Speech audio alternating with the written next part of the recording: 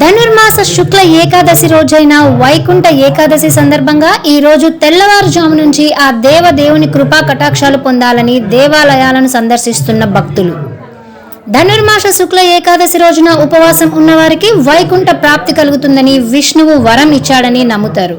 వైకుంఠ ఏకాదశి రోజు ముర్రా అనే అసురుడు బియ్యంలో దాక్కున్నాడని, అందుకే బియ్యంతో చేసిన ఏ పదార్థం తినకుండా ఉండాలని అంటారు. ఈ రోజున ఉపవాసం ఉంటే మిగతా 23 ఏకాదశులు ఉపవాసం ఉన్నట్టే అని విష్ణు పురాణం చెబుతుంది.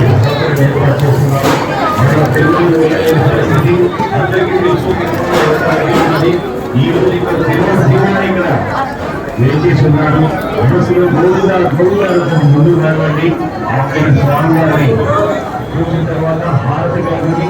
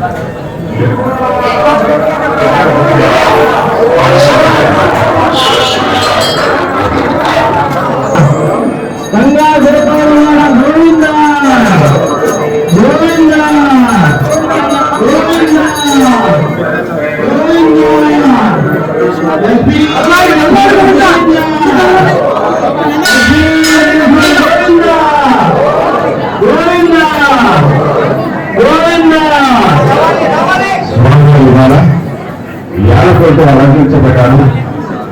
ముచ్చటగా ఉన్నాడు. వివిడి న్యూస్ టీవీని తక్షణమే సబ్స్క్రైబ్ చేసుకోండి. నోటిఫికేషన్ కోసం బెల్ ఐకాన్ క్లిక్ చేయండి. మరిన్ని అప్డేట్స్ కోసం ప్రతి ఒక్క కుటుంబానికి ఉచిత ప్రకటనలు వచ్చే విధంగా మీకోసం మీ ముందుకు వివిడి న్యూస్ టీవీని ఏపీ ఫైబర్ నందు 99వ ఛానల్ మరియు యూట్యూబ్ నందు వీక్షించెదరు.